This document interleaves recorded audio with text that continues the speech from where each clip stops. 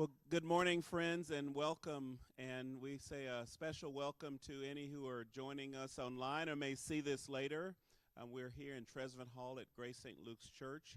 My name is Ollie Rencher, and I bring you greetings from those of us who are gathered here today. We are honored to have a conversation about equity, education, and equity in Memphis, a past, present, and future look. And we have with us today Cardell Orrin.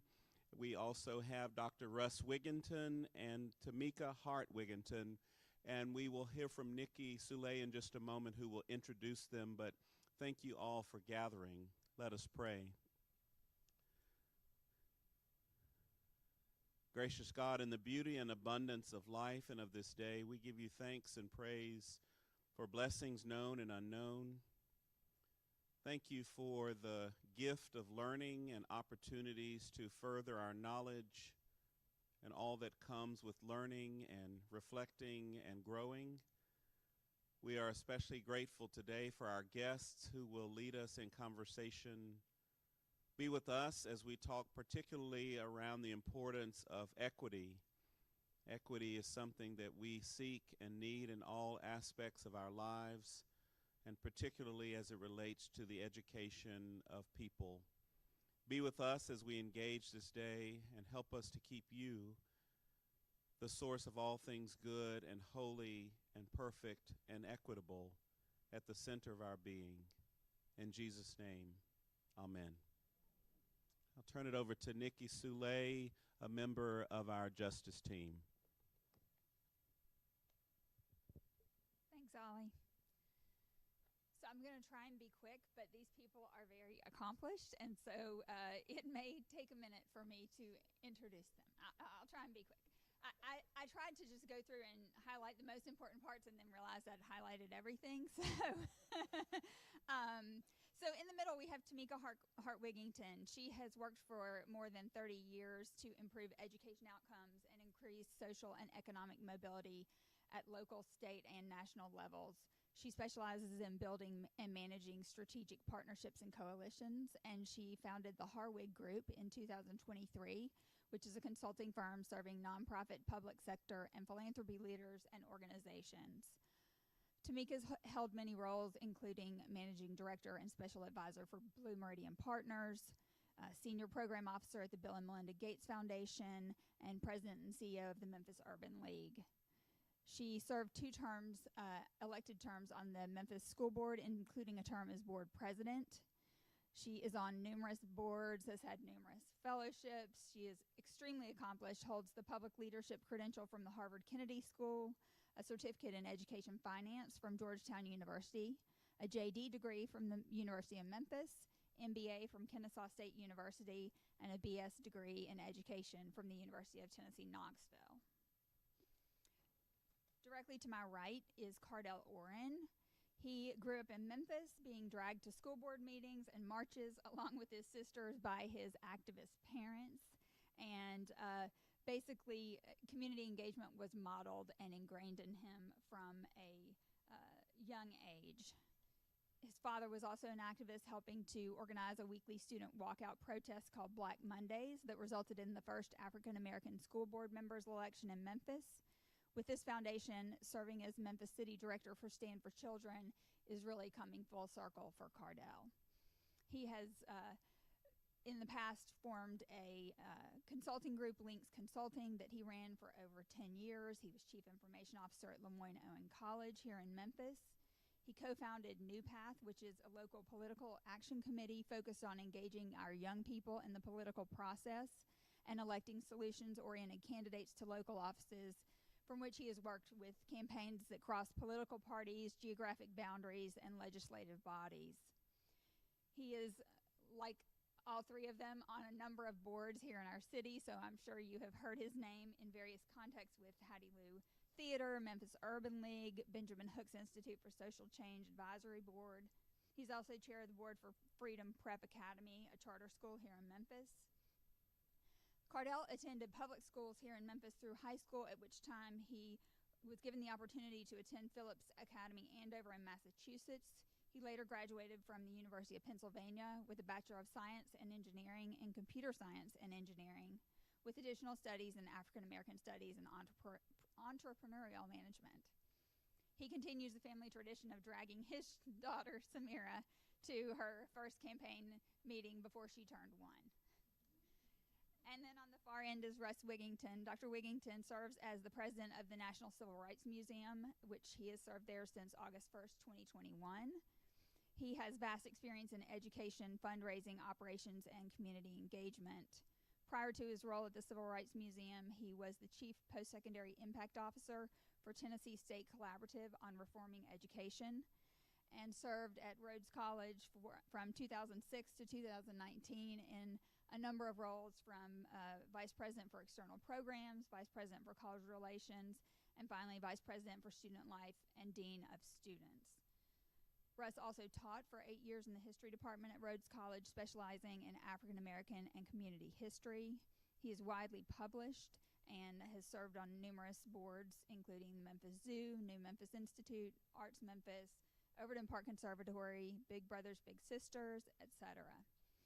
Russ graduated from Rhodes College with a BA in history and earned a PhD in history from the University of Illinois at Urbana-Champaign.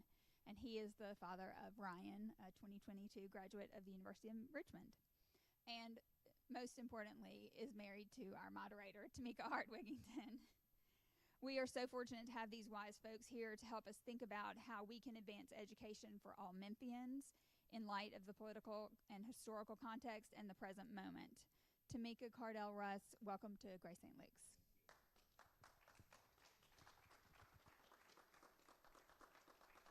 Thank you. Thank you. It's an honor for us to be here again. Last year, if you recall, I think I told you, Nikki first reached out and asked if I would come and speak. And I was like, that would be fun. But then I bullied.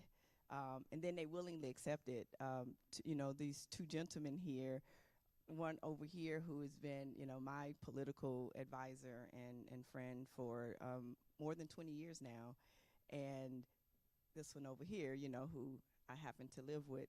And I knew they couldn't say no to me, right? So, because I'm spoiled like that. But I also knew they had a lot to say, that this could be a rich conversation with both of them, given the kind of civil rights historical context of the work and the kind of on the ground textual, both political but policy and advocacy context of the work. And so it's an honor to be back again. I guess they said enough and good enough that we were asked back. And so, it's a lot there's so many different ways that we could take this conversation.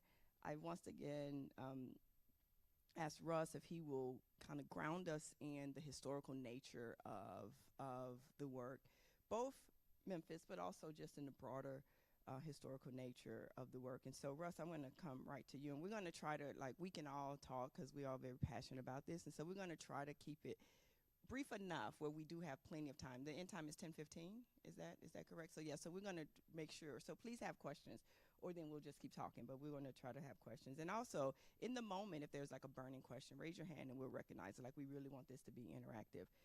But Russ, I'm going to come to you first. And so when we're talking about education, talking about equity, and talking about it in the context of Memphis, I would say Dare the World. In 2023, we're celebrating quite a few historical anniversaries. I mean, you have, you can go back as far as 63, both the March on Washington, the bombing of the Birmingham church was 63, so you're talking 60 years ago. In 1983, there was the Nation at Risk report. The Nation at Risk report was letting us know that our American education system was nowhere near where it needed to be, and for everybody, not just for poor kids, not just for black kids, but for everybody. That, that's 40 years ago that we were not serving kids well in our public education system. Next year, you're coming up on 70 years, is that right? 70 years of Brown versus Board of Education, which says that separate but equal was in fact unconstitutional. And probably many more. 55 years ago was Dr. King, the MLK assassination. And dare I say, with all of that, Oh yeah, 10 years. Thank you. 10 years. So I was gonna come to you with that one. That's right. So 2013, 10 years ago, the historic merger of the Memphis City Schools and Shelby County Schools. It's a lot that we should be remembering. And dare I say, 40 years past Nation at Risk, we're still at risk, right? Our school system is still doing. If you go look at that report, number one, we didn't actually implement the bipartisan and kind of what could have been innovative ideas. In 40 years, they said we need to focus on equity. Might not have used that same language, but said then, and we didn't. Brown said schools cannot be segregated. And while they were desegregated, they never were integrated, because desegregation is legal, integration is action. So we've never had integrated school system, especially in fact, in Memphis, we know we're actually more segregated now than we were at the time of Brown. So Brown was decided in '54, not implemented till the '70s. And then we had all the independent schools that showed up, right? And so we've never had an actual mixture of where students of color, of mixed colors, of mixed races were coming to school together. And so with all of that, Russ, like all of that history, all of that rich history, here we are today. So what's your takes on that? I'm just Tomeka's husband. That's my thought. All of those reference points, and the reference point that I want to add to that is fundamental, and that our country is still terribly uncomfortable with talking about. And that is 160 years since the emancipation. We still don't talk about it. And to not talk about that makes it even more challenging to talk about these other components. It's sort of like looking at these chairs. We want to talk about each leg of the stool and not the seat. We've yet to talk about the seat. So even if we get all the stools figured out and navigated, negotiated, we still don't have a seat. So part of what we have to do, part of what is in the air, part of why our country is struggling, is that I believe there is a recognition, a fear, a yearning, a discomfort with talking about the seat. But we know it's coming. We know it's coming. In fact, we feel so strongly about it that we are making laws to try to delay the coming, but it's still coming. Think about how our legal system has historically worked. Oftentimes, laws at the time when they are constructed and seem like outliers, if you look back historically, it's from fear. It's essentially an overreaction to something that is feared and coming, and trying to stay and get out ahead of it. I'm not going to go into any detail now about strategies and dimensions, but of how to address that fear, because I do think there are some. But I will say, if we don't understand that all of this intersection of things that we're talking about and going to talk about today, if we aren't willing to recognize that they touch upon each other, it's going to be really difficult for us to find solutions. And oh, by the way, even if we are willing to do that, it's not going to happen overnight. It's going to be a process. It's going to be methodical. We're going to take one step forward and two steps back. But we're going to have to trust each other. We're going to have faith and belief in each other. And we're going to have to take some calculated risk. All of which we've done before on things we decide are worth it. I think this is worth it. Yeah, thank you for that. And I'm going to, so just to go a little further where you were headed, like with all of that history, and we find ourselves today clearly afraid of the history of our country with the laws that you're talking about, and you're talking about, you know, critical race theory bans that don't exist in K-12, but now we have laws against them, and book banning and all of that. The impact of that on current and future, as we're talking about education and equity, and the only reason to talk about education and equity is because we're still acknowledging the miseducation of all of our children, right? It's all of our children. It's rich children and poor children. It's white children and black children and Latino children. So the impact that these things are having on both our history, but also our future.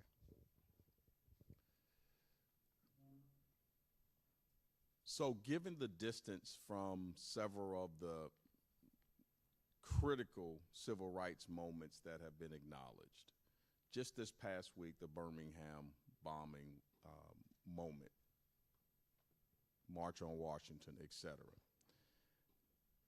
There are some people in this room who remember Dr. King's assassination. You remember these moments with clarity. I mean, you know probably what color socks you had on. You remember these things with a certain kind of intimacy. My goodness, you may have even been in Washington at the March on Washington. There are people here. But here's the reality. You're in a very, very significant minority of people who do. And so the overwhelming majority of our community, of our national community, does not have that vivid memory. You could tell a story about it. Many of you can. The reality is the fifth graders here at Grace St. Luke's, in a decade, they'll be graduating from Rhodes College. It's hard to think about, but they will be. And they won't have had enough opportunity to talk to enough people like you to fully understand and have a connection at all back to those stories in the same way you do, if we don't capture it now and get it right.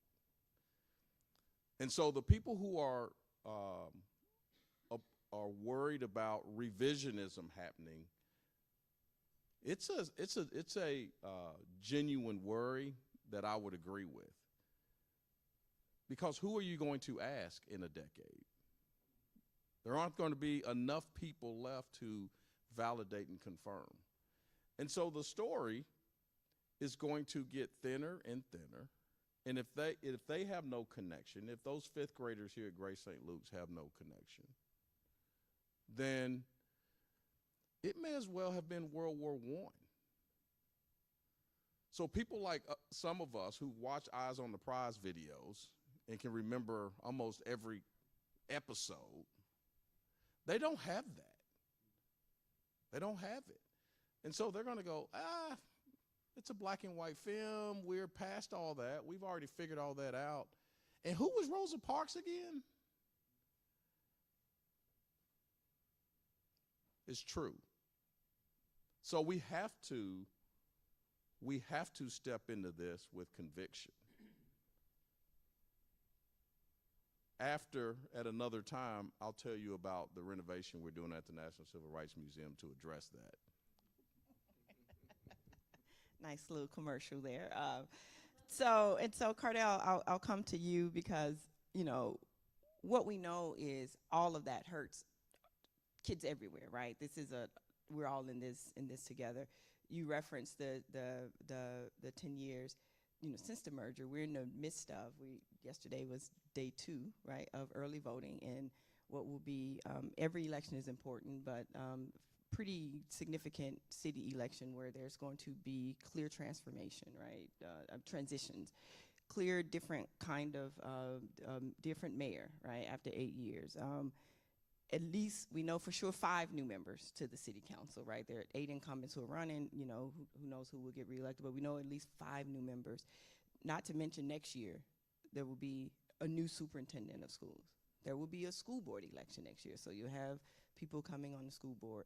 And last year we just had a fairly new county commission that was elected. So centering this really in grounding in what's going on in Memphis, what these things mean about our present, but also our future.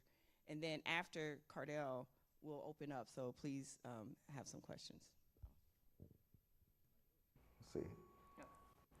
There we go. So feedback. Oh, with that. Yeah.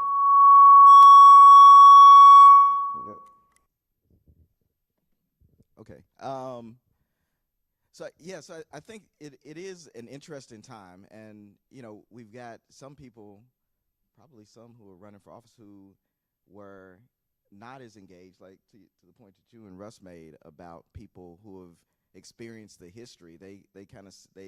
Some of the people running for office grew up at a time where we were going through the merger, and some of them might have been off at college, but some of them don't remember it as the same way that we do. In addition, you do have what is probably a transition now, especially with term limits, where most of the people who were in office, I'd have to guess, but most of the people who are in office on the city council and the city mayor who were at least involved in the issue around surrendering of the charter and the transition, the merger, most of them are going off of the city council. So there's a shift in what people's understandings are or what their relationship with that history is.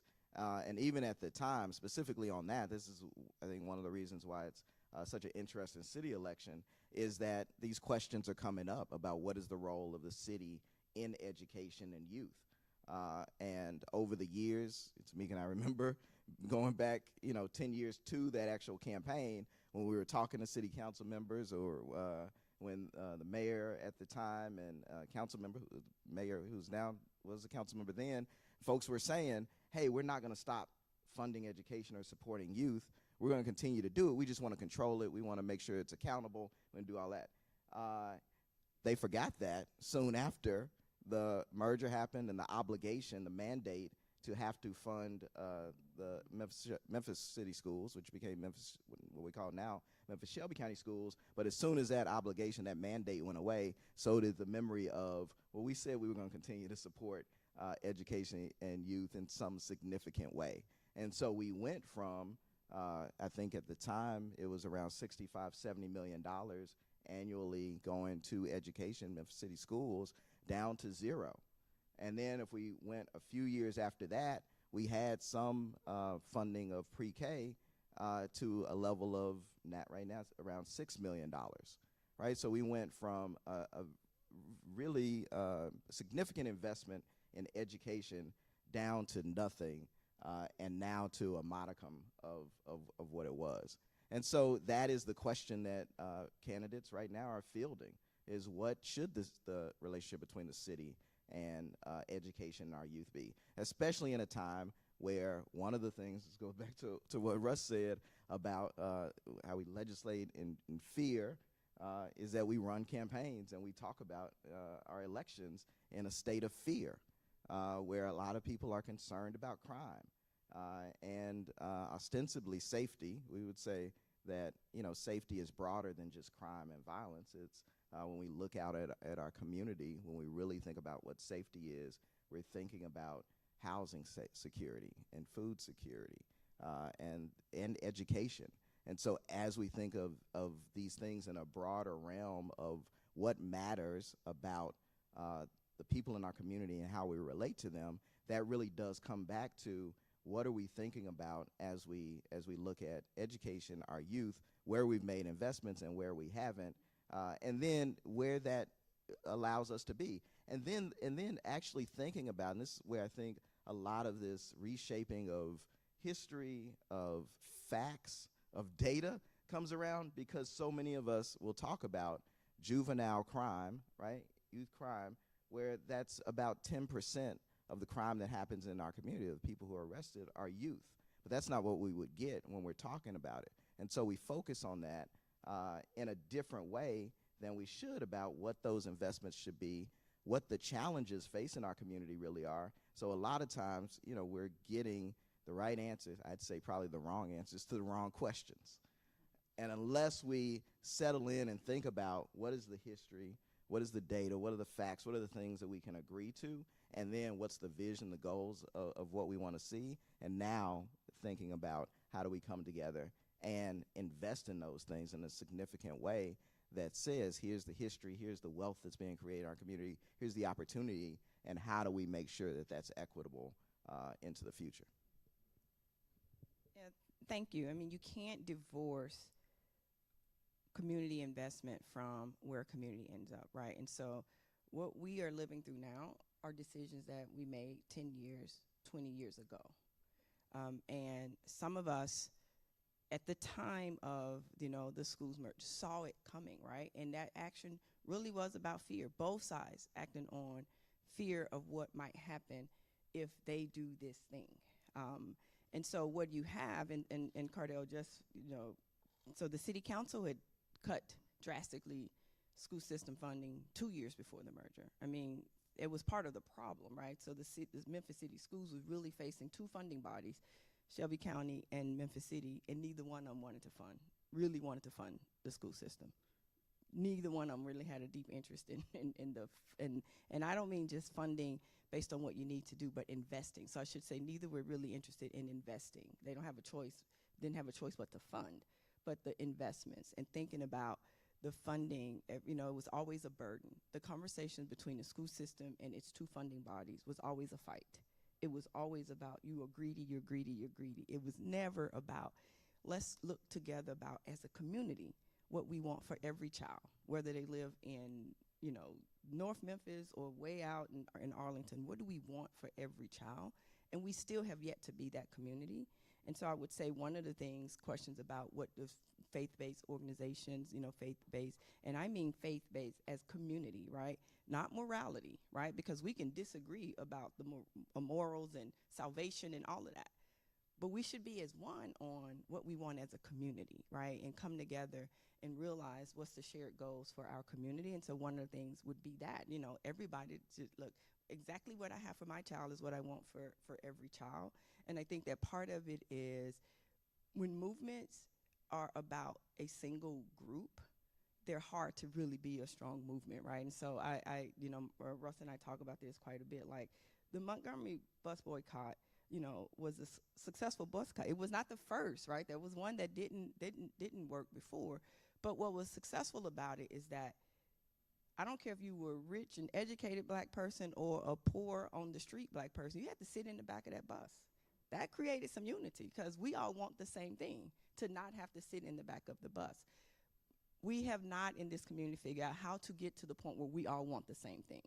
And so too many of us have been okay with looking at communities that don't have and keep wondering why they don't do for themselves without really looking at our community and realize all that has been done for our community to be what it is. And so when you're talking about the equity, when it can feel like I'm losing, when it's not really, we just need everybody to have what they need to thrive. And so, Cardell, I'll give you one more, just kind of follow up on that, and then, so 2 minutes, and then we're going to turn over. All right. I don't know.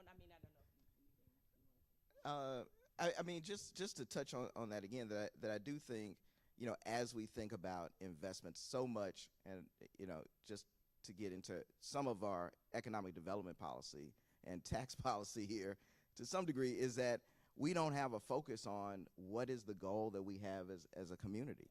And so when we think about the things, we've continued a straight line. I will say that one of the things that's an anniversary, when we think back to 68, we think about the sanitation workers strike and we think about the assassination, but what fed that was the election in 1967, when Loeb, who was a known segregationist who had been mayor, had left and come back, ran for mayor, became mayor, and A.W. Willis was also running for mayor at the same time. And we as a community, it's a quote that Willis said at the time, I'm going to get it wrong, but basically he said, because the black population in Memphis around that time was around 40%, I think. And he said, if black folks believed that a black man could be mayor, we'd have a black mayor. And it was such an issue that people in Loeb administration, people who continued on from Crump, were accusing Willis of being in the race just to help Loeb win, that he was being paid by Loeb. So our ideals about like what we want in our community have always been shaped by what's the fear, how do we continue, what's safe, what's provincial, what's the status quo. And when we remember that from an economic standpoint also, we were about neck and neck with Atlanta, if not a bit ahead, if I remember right. And 3 years later, Atlanta elected Maynard Jackson, their first black mayor. And then it took us another 20 years from there to elect a black mayor in Memphis. So as we think back on history and what the impact of that is, and we wonder how we got to where we are, and we think about why aren't we investing in things, a lot of that comes back to what's the status quo that's being maintained. If you look at our economic development tax policy, we are basically running a Reaganomics trickle-down economic theory where the focus is always on corporate incentives, how low can we get wages, how low can we get property taxes, how low can we get things, because we want people to come here and we have to drag them here by being the lowest. We don't think about, and undergirding that is a piece around being a majority black city and whether as a community we value black people and communities. And if we don't value that, then we say we got to drag people, we got to entice people, we got to lower wages, we got to convince them of that, rather than saying we have a valuable commodity here in our workforce that if we invest in folks, if we invest in people and communities, then we can build up a community. And so a lot of the things that we think about, the way that we think about them is that we're not just trying to change policy from an advocacy lens or even who we elect. We have a whole narrative and culture that's been built up over the last 200 years for Memphis and Shelby County that we really, to Russ's point earlier, have to confront and talk about. Thank you, and please get ready for your questions. But again, it's back to decisions that we make. When I started really paying attention to this and looking at other cities, and I think about the decisions they made about who they were going to be in the next 30 years and the decisions we made about who we're going to be in the next 30 years, like we made some decisions that are hurting us now. And so we built an economy around distribution and warehouse. And we thought that was great. We could have built an economy around logistics. It still would have got distribution and warehouse, but it would also got knowledge workers and encourage corporations to be here.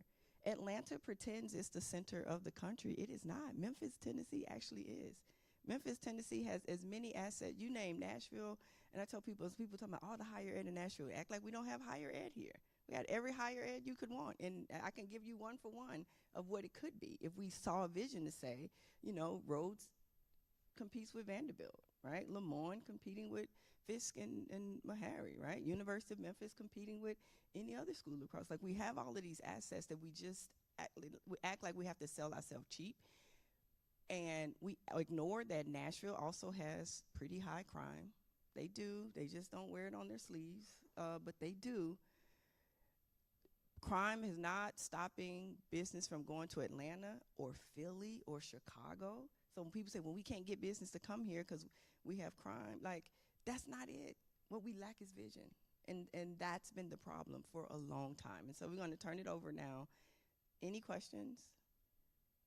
Yes. So thank you for this. My question is very much connected to the opening about storytelling, about knowing our history. I'm aware, like most of us, but hearing it said aloud, that the city's schools are more segregated than they were. And my parents, my father, blessed memory, my mother were educators and saw it all through in Mississippi and the Delta. And so it's just strange to still be having this conversation where things are worse than what we used to hear growing up in our home. And so my question about Memphis is, why is it that we aren't, and I'll use the word courageous, why aren't we courageous enough to come together? And you may each have an idea about that, but that's my particular, why are we not courageous enough to do what some other cities are doing well to get us to that place where we are in a better position? Because it's embarrassing, and yet it's still, there's opportunity for hope.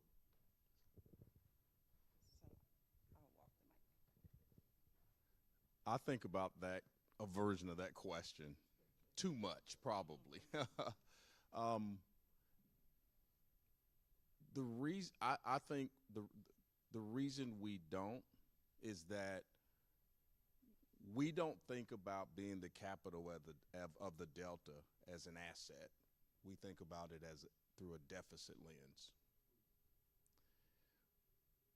Because we have these moments of I'll just say pre-emancipation images that we're somewhere between embarrassed and ill-informed about, and we want to disconnect from that history, act like it didn't happen, and then just focus on a few things culturally that are the byproduct of that rich, fascinating, complicated, sometimes ugly history, as if other places don't have all of those ingredients as well. So if we stepped fully into what being the capital of the Delta could mean, we internally would be reminded about what the rest of the world says and thinks about us, which is the things about this part of the world you actually can't engineer. It's magical. All this talent, all this influence, all this reach, how did that happen? Well, sorry, folks, you can't make it up. It's just here. And we run from it. And on top of all that, there's too many black people here for us to feel comfortable to take the risk. That's the answer. that other one is the other answer. Did you have a? Yeah, cause I think to that, I've, like Russ, thought about this a lot, like trying to figure it out, because there's a lot of things that are illogical in Memphis that just don't make sense, you know. And I do think if you look back on the history, you can see it's not just something that is, it's something that was crafted. And so how you end, and I think about these moments in time, especially for the black community, because I think when we think about what would lead in terms of courageous leadership, you would expect that from a black community standpoint, especially as the majority of the population has increased to be a majority, that's where some of that leadership would come, or some of that push would come. But when you have a community that, you know, when you go back to the Memphis massacre, and then you go back to the Crump era, where Crump utilized, you know, gradualism and incrementalism to have a power base, not just in Memphis, but in the state and in the country, based on black voters. And then you move from there into more recent times, quote unquote, kind of recent times, where you think about stacks, and as stacks built up, and as somebody black started to own that, local banks said, no, we're going to bankrupt you. Like, that's not enough. And so we think about all of these times where there's been leadership that's risen up. And it's not, I think on the Memphis massacre, it's interesting that, you know, all the people who were killed and injured, but they also burned the churches and the schools. And that, to me, and then you come back again to Crump, and he burned down Church's house. When Church deigned to say, you know, I'm not going to just follow along and be a Democrat. I'm going to maybe switch and start thinking about being a Republican, start talking to people about that stuff. And so we have these points where leadership has come and said, we want to lead, and, you know, status quo said, no, not here. And we want to lead, no, not here. But what we will give you is we will start to come together and look down the road. We don't want what happened in Nashville, so let's get together and kind of desegregate the streetcars and slowly let black folks into the zoo and let people into all these other civic institutions without as much of a fight, because we don't want that fight, so we can gradually move along. And just around the corner is equity and equality and all of these things that we want. And if you challenge that, if you ask questions even about why don't we have more, then you're ostracized, and you're incentivized to go along to say, let's stay provincial, let's stay status quo. And so the reason we don't have courageous leadership is because we've crafted a culture, a community that says it doesn't want it and doesn't value it. No, like people don't believe that we're a product of the systems that have been built and that keep churning out exactly what we keep getting. People need to believe the bootstraps argument, that they have what they have because they are so smart and they work so hard. and it's hard to really grasp. No, you have what you have. Like the same system that keeps people in intergenerational poverty is what supports the intergenerational wealth. And so until people can really grasp that and say, no, it's the systems, right? Like, and they don't need to be fixed. You don't fix something that's always been broken, right? It actually needs to be transformed. It needs to be a whole new system, and all of these systems that dictate how we work. And so when you're looking at redlining, that was real, right? Where communities could not get development. And if you overlay, someone said this the other day, and it was like, if you overlay where communities in Memphis with redline, if you're familiar with that, it's where it's like, hey, when we started desegregating communities, put a red line around North Memphis, and banks refuse to invest in North Memphis and housing in North Memphis because we're going to put it all in East Memphis. A school system that says to keep white people in the system, we're going to build an optional program, but we're going to put them in all middle-class white communities. So it's not like Snowden is a great school. It's not great because it just happened to be great. It was designed to be great. And Georgian Hills and Fraser was also designed not to be great. Like, that's design, that's people making those decisions. And I'm saying we have to grasp that and realize we need people in office and other places that will make different decisions, and we just haven't done that. Other question? Oh, so many. I'm gonna, because I know Andy, I'm gonna ignore him and come to you.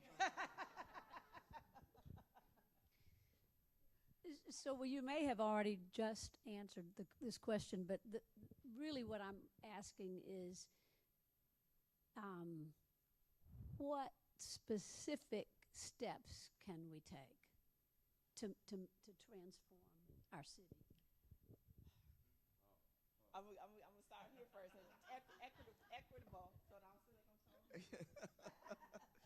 Specific steps. I mean, we can start with having leadership and having courageous leadership to make some of the tough decisions. And I would say that we start to think about things as decisions. We do a lot of things because they're what we've done, because they're based on what we know, and we don't even see them as choices, right? We give out more corporate incentives than all the other places in Tennessee combined, without any real true economic status indicators that would show that we're actually growing, besides what they try to convince us is growth, which is downtown development. And a large part of that is nonprofit, if we think about, St. Jude. And so really looking at what are the economic indicators, what are the real numbers around economics, around travel, and placing that in context. So at the same time, we make decisions about things with this idea that we can't make investments. So, I mean, one of the most egregious to me is our public transit system. MATA, there's a plan.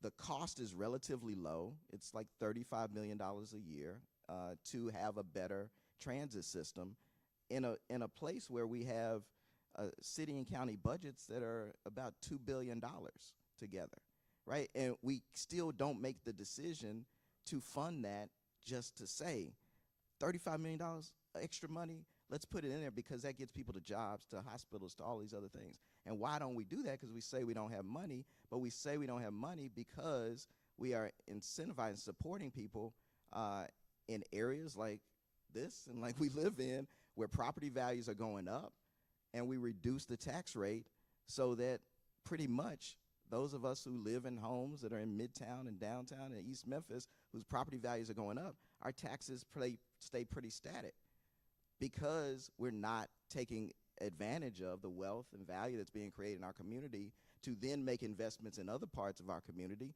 so that everybody can have more opportunity, access to opportunity. So we can have transit, so we can have more affordable housing, so that we can have more opportunities for young people. So the real choices that we make are, these are real decisions that we can make about what we do. When we make a choice, it is a choice about whether we need more money for policing. We can make a different choice that puts more money into things that invest in people. And we think about those. A lot of times we work in justice areas, and people say those are long-term solutions. I just named MATA, which if we gave it $35 million, yeah, it might take a year or two. But for 8 of the last years, we've said we need more police, and we got the same number of police we had about 8 years ago.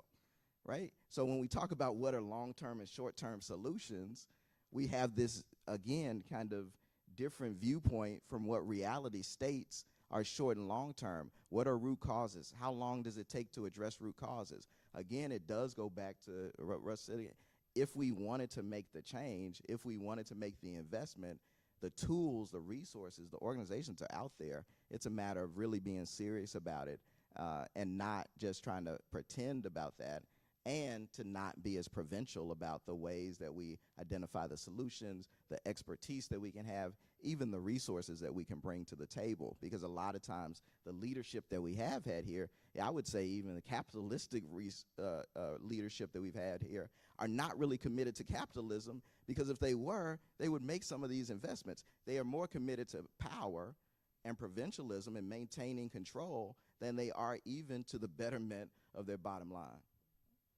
So 30 seconds for, because it's 10:15. I'm gonna I'll pass. Okay. We got time for one more, or no? I'm gonna let you control. It's 10:15. Like, so, yeah. So you can ask us. We'll stick up here. You can ask us. Thank you so much for this. We appreciate it.